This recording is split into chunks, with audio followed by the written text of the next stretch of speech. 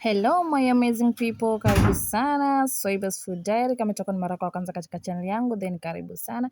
Na siku leo nataka tujifundishe jinsi ya kupika keki tukitumia makaa ama jiko la gas. Sometimes mtu unaweza kutamani keki lakini hauna oven. So hii video ni kwa ajili yako. Kama unavyoona hapa kwenye video, hivyo ni vijiko vipimo vyangu. Na sio lazima, unaweza kupima tu kwa macho kama ni mtu mwenye unaweza kwenda na macho. So kitu tunachotakiwa ya kwanza, tunatakiwa blue band, ama kama una hii butter unaweza kutumia blue band, anything. Then unaweka sukari size yako yenye unapenda, then icing sugar. Kama una icing sugar sio lazima, umeelewa? So hapa nataka kwenda na nyinyi kwa wale watu yani ndio unajifundisha beginners kama mimi pia. Siko perfect sana lakini pia najitahidi. So ukishaweka sukari na blue band na icing sugar kidogo, then unachapa tu, unakoroga mpaka inakuwa hivyo maji maji. So after hapo sasa unaweka mayai. Unaweka moja moja ukikoroga, mimi niliweka mbili mbili, ambapo katika hii keki yangu ilikuwa ni keki ya kilo 2 na nilitumia mayai 4. Sawa, so niliweka tu mayai 2 nikikoroga, then maziwa kikombe kimoja. Kama unavyoona hiyo maziwa sikuiweka yote. So maziwa unaweka kulingana pia na unga wako venye unaotaka uwe. Kuna wale ambao wanapenda unga uwe mzito, kuna wale wanapenda unga wao uwe mwembamba, so inalingana venye wewe unataka. Sawa. Alafu kitu kingine, unga ni muhimu sana kuchuja unga. Hata kama umenunua dukani, umetoa sasa hivi umefungua, ni muhimu sana kuchuja unga. Ambacho ni kitu nimekuja nimenotice. So kama mimi unga ni mpya kabisa nimetoka kununua. Hebu angalia vitu venye nimepata kwenye unga. So it's better uchuje unga wako. So after hapo nikaweka baking soda. Baking soda kidogo. Na baking soda inasaidia nini katika keki? Inasaidia ile keki yako kuchambuka kwa ndani, yani kutoka ile chenga chenga. Then unaweka baking powder. Kuna baking soda na baking powder. So wakati hivyo vitu vile ujue kuvipima. Baking soda iwe kidogo, isiwe nyingi kushinda baking powder, sorry. After hapo utaweka vanilla yoyote yenye wewe unapenda. Sawa, kwa ajili ya keki yako kunukia vizuri, unaelewa? So after hapo unakoroga, unachapa unga wako. Kama utakuja subscribe Swibers, sijui utakuwa unasubiria nini. Hebu subscribe ili tuweze kujifundisha mengi zaidi katika channel yangu. Alafu kitu kingine, unga wako, kuna unga wenye taruki uone utajua kabisa hii keki itatoka vizuri, na kuna unga ambao ukiuona utajua kabisa hii keki mambo yamekoseka hapa. Then nitagawanya unga wangu mara 2, ambapo upande moja nitaweka rangi, ambapo rangi unaweza kuweka rangi yoyote, food color yoyote, ukajisikia pink, blue, green, whatever, lakini mimi nilipenda niekele orange.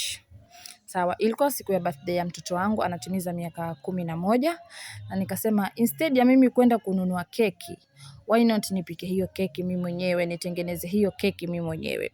So after nikachukua sufuria yangu. Hii sufuria yangu naitumia sana kwa kuchemshia maji ya kuoga ya mtoto ama mimi mwenyewe sometimes kukiwa na baridi. So nilipaka blue band. Unaweza kupaka blue band ama ukapaka mafuta uto alafu unaweka unga. Hii inasaidia keki yako isishike chini. Sawa. So kitu ninachotakiwa kishamaliza hivyo, weka unga wako, unaweka ile nyingine ukichanganya na hii ya rangi hivyo, ndio ile keki yako itoke na, ndio ile mara sometimes unakuta keki katikati iko na rangi mbili. So after nishaweka hivyo, nitachoroga hivyo nikitumia uma, but sio lazima. Lakini madoido, si unajua mapishi siku zote ni ubunifu. So lazima ukuwe mbunifu kwa kila kitu chenye wewe unafanya katika maisha yako. Either ni mapishi, ni mavazi, ni usafi, chochote, kuongea, anything, lazima ukuwe na skills, ubunifu. Okay? So after hapo utaipiga ili kuitoa hewa. So keki yote itakuwa iko level, unaipiga chini. Then mimi nilitumia chumvi, sikutumia mchanga. Utachukua sufuria yako kubwa, uweke chumvi chini. Kama huna chumvi unaweza kuweka mchanga chini, then uweke vijiko hivyo. Sorry. Nakwambia keki ilikuwa tamu. After hapo nilifunika na kifuniko kingine kidogo, then nikaweka hichi kikubwa, ambapo sasa nikaweka tena sufuria nyingine kubwa ambayo nimeiweka maji, ndio ili keki yangu yani isipate hewa. Umeelewa? Hiyo sufuria kubwa ilikuwa iko na maji. Unaona sasa nileka vifunio 2. Umeona? So ilikuwa nikienda nikidunga kijiko, nikitoa, nikidunga kijiko, nikitoa mpaka ya mwisho kabisa ilivodunga ikawa keki yangu sasa haishiki. Unakuta sasa hakuna kitu chenye kinashika katika kijiko. Hiyo inamaanisha keki yako imefanya nini? Keki yako imeiva, keki yako iko sawa. Acha nikwambie Swahibas, hii keki ilikuwa tamu. Nilidecorate mwenyewe, nitaonyesha picha ya kudecorate hiyo keki. Ilikuwa tamu. Hii keki ilikuwa tamu jamani. Yaani ilikuwa inachambuka vizuri. Mpaka kila mtu haamini kama mimi ndo nilipika keki. Mind you, hii ndio first time mimi kujaribu. Pia mimi nimejifunza tu kwenye mitandao, kama wewe mwenye unanitazama unajifundisha jinsi ya kupika keki. Mimi nilijifundisha. Angalia sufuria yangu. Sasa hii ndio faida ya kuwa unapaka mafuta, alafu unaweka unga, haishiki chini, haiungui.